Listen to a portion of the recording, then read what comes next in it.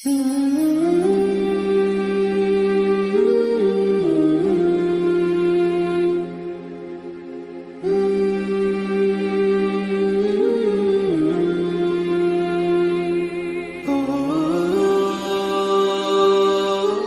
باللہ من الشیطان الرجیم بسم اللہ الرحمن الرحیم اللہم صلی علی محمد وعلی محمد وعجل فرجہم۔ ناظرین السلام علیکم ورحمۃ اللہ وبرکاتہ۔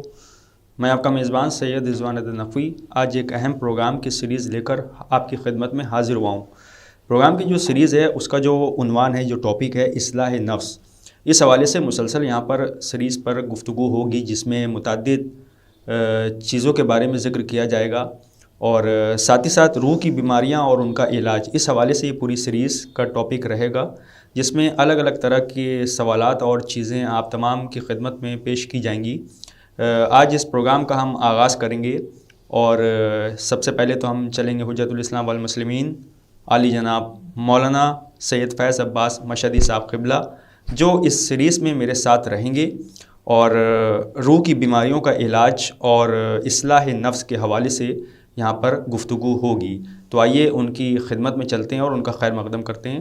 قبلہ السلام علیکم۔ وعلیکم السلام ورحمۃ اللہ وبرکاتہ۔ قبلہ، جیسا کہ ابھی آپ نے ذکر جو ہم نے کیا وہ آپ نے سنا کہ جو سیریز ہے اس کا جو مین ہم لوگوں کا عنوان ہے یا پھر جو اس میں اصلاح نفس کیا ہوتا ہے، کیسے کیا جاتا ہے اور اس میں انسان اپنی زندگی کو کیسے اس میں چینجز آ سکتے ہیں، کچھ چیزیں جو ہمیں اسلام بتاتا ہے تو کس طرح ہم اس کو فالو کر سکتے ہیں، اور ساتھ میں جو روح ہے اس کو پاک کرنا بے انتہا ضروری ہے کہ اگر ہم اسی کو پاک نہیں کریں گے تو ہمارا ہر عمل جو ہے وہ قابل قبول نہیں ہوگا۔ تو ہمیں اپنے روح کی کیسے اصلاح کرنا ہے اور کیسے بہت سارے اسلامی جو طور طریقے ہیں اس پہ چل کر عمل کرنا ہے۔ تو سب سے پہلے ہم چاہیں گے کہ آج ہم لوگوں کے جو سیریز ہے، اس کا جو عنوان ہے، ٹاپک ہے، روح کی بیماریوں کے حوالے سے اس کا آغاز کریں اور جو ہمارے ویورز ہیں، جو ناظرین ہیں، ان کو بتائیں کہ آخر اس پروگرام کا مقصد کیا ہے اور یہ کس لیے ہم لوگ لوگوں تک پیش کر رہے ہیں۔ اعوذ باللہ من الشیطان اللعین الرجیم، بسم اللہ الرحمن الرحیم، الحمد للہ رب العالمین، الصلاۃ والسلام علی سید الانبیاء والمرسلین وعلی اہل بیتہ الطیبین الطاہرین ولعنۃ اللہ علی اعدائہم اجمعین، اما بعد۔ خوبصورت سیریز لے کر آپ حاضر ہوئے ہیں۔ خداوند عالم آپ کی اس کاوش کو قبول کرے، اس لیے کہ انسان جب تک اپنی بیماریوں کے بارے میں متوجہ نہیں ہوگا تو اس کے معالجے کے راستوں کو بھی نہیں تلاشے گا۔ عام طور پر ہم یہ دیکھتے ہیں کہ انسان اپنے جسم کو لے کر تو بہت سنجیدہ ہوتا ہے کہ اس کو کیا مرض ہے، کون سی بیماری ہے، کن چیزوں سے پرہیز کرے کہ اس کا جسم صحیح و سالم رہے۔ حتیٰ ہم دیکھتے ہیں کہ نوجوانوں کے اندر اور جوانوں کے اندر جسم کو بنانے کی جو محبت پائی جاتی ہے، اس میں اپنی صبح کی نیند قربان کرتے ہیں، جم میں جاتے ہیں اور اپنا وقت صرف کرتے ہیں، اپنی طاقت صرف کرتے ہیں۔ کیوں؟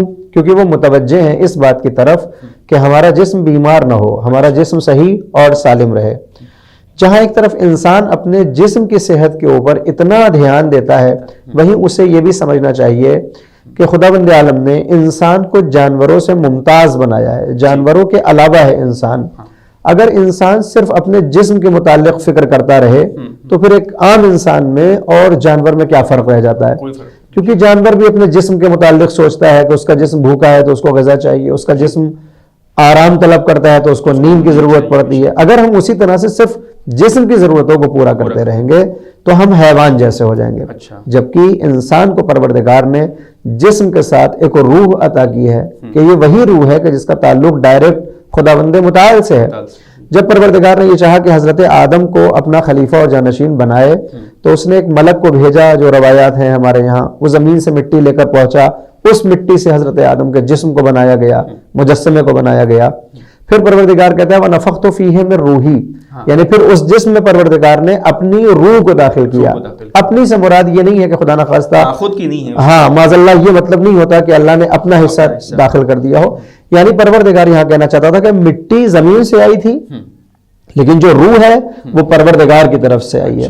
لہٰذا انسان کے پاس ایک مادی جسم ہے اور ایک الہی روح ہے، اور جب جسم اور روح آپس میں ملتے ہیں تو ان کے ملنے کی وجہ سے روح کے اوپر کچھ اثرات طاری ہوتے ہیں، کچھ کیفیت طاری ہوتی ہے۔ اس کیفیت اور ان اثرات کے بعد اس روح کو ہم ایک دوسرے نام سے یاد کرتے ہیں جس کا نام ہوتا ہے نفس۔ یعنی ایک ہمارے پاس جسم ہے، ایک ہمارے پاس روح ہے۔ جب تک یہ جدا ہے، یہ جسم کا نام جسم رہے گا، اور روح کا نام روح رہے گا. لیکن جسم اور روح جیسے ہی آپس میں ایک التقاط کرتے ہیں, ایک کنیکشن پیدا ہوتا ہے ان میں, نفس ہو جائے گا یہ. حسن تم, اب روح کو ہم کیا کہنے لگتے ہیں کہ نفس, اور اب جس کے پاس یہ جسم اور روح ہے اس کو ہم کہتے ہیں صاحب نفس. اور اگر آپ غور فرمائیں تو قرآن میں جب بات موت کی آتی ہے تو اللہ نے کبھی یہ نہیں کہا کہ ہم جسموں کو موت دیتے ہیں, اس نے کبھی یہ بھی نہیں کہا کہ ہم روحوں کو موت دیتے ہیں. اس نے کہا کہ ہاں موت کا تعلق کس سے ہے؟ نفس سے.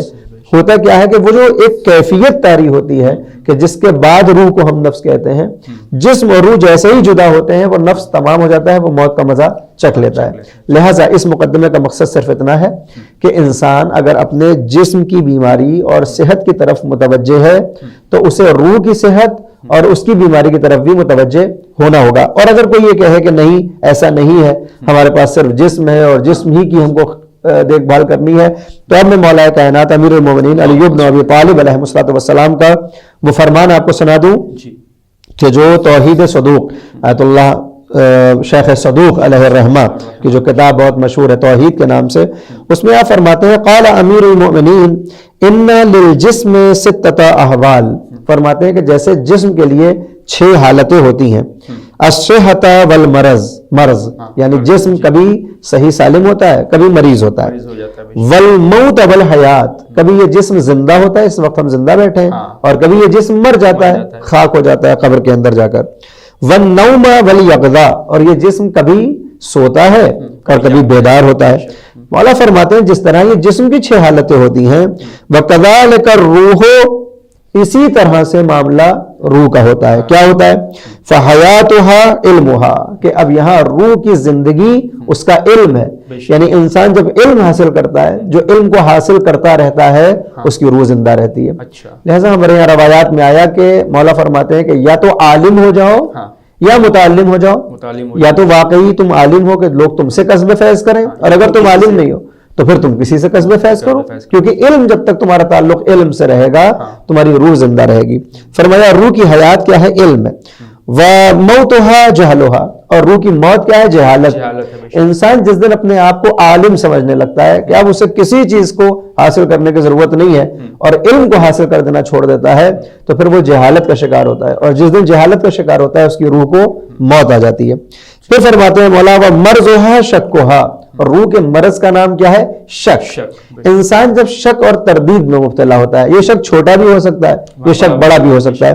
ہم دیکھیے آج کے دور میں سائیکالوجی کی بات کریں اگر, تو کتنے ایسے مریض دکھائی دیتے ہیں جن کو شک رہتا ہے, وہ پانی سے اپنا ہاتھ دھلتے ہیں تھوڑا سا, پھر تھوڑا سا اور بڑھاتے ہیں, پھر تھوڑا سا اور, کیونکہ وسواسی ہم ان کو کہتے ہیں, سائیکو. کیوں؟ کیونکہ ان کو شک ہوتا ہے کہ ہم پاک نہیں ہوئے, بار بار وہ اس عمل کو کرتے ہیں. تو شک یہاں سے شروع ہوتا ہے, اور سب سے بڑا شک کیا ہوتا ہے کہ جب وہ پروردگار کے وجود میں شک کرنا شروع کر دیتا ہے. پتہ نہیں خدا ہے یا نہیں ہے, معلوم نہیں قبر میں سوال ہوں گے یا نہیں ہوں گے, پتہ نہیں کہ پیغمبر نبی تھے یا ہمارے جیسے تھے. جب وہ ان چیزوں میں شک کرنے لگتا ہے تو فرمایا یہی روح کا مرض کہلاتا ہے. تو پھر اب جب مرض بتا دیا تو صحت کیا ہے, سلامتی کیا ہے روح کی؟ فرمایا صحتها یقینها, جب انسان یقین کی منزل میں وارد ہوتا ہے تو انسان کی روح صحیح سالم اور صحت مند کہلاتی ہے. یقین کس بات کا؟ جس چیز کا اس کے پاس اعتقاد ہے اس پر یقین ہو.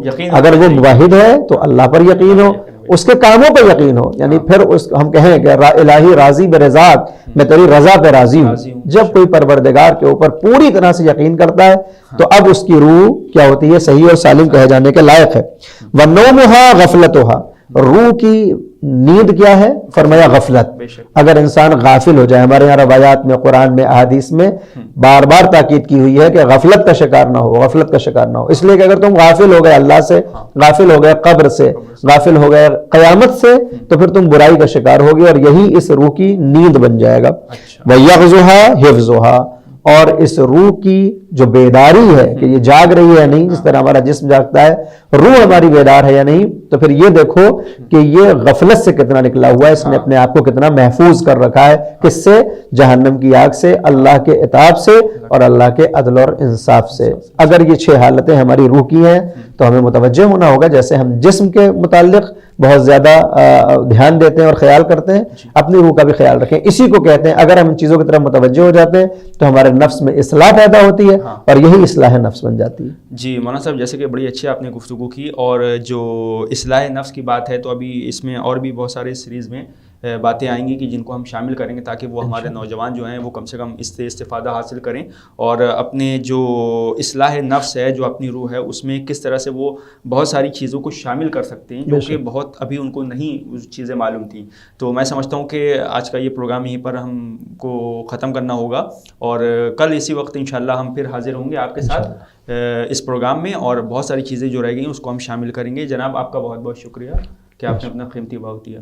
تو یہ تو تھے حجت الاسلام والمسلمین علی جناب مولانا سید فیض عباس مشہدی صاحب قبلہ، جو پروگرام اصلاح نفس کے حوالے سے یہاں پر گفتگو فرما رہے تھے۔ اب اپنے میزبان کو دیے اجازت اس امید کے ساتھ کہ کل اسی وقت آپ سے ہماری ملاقات ہوگی۔ آپ دیکھتے رہیے چینل۔ خدا حافظ۔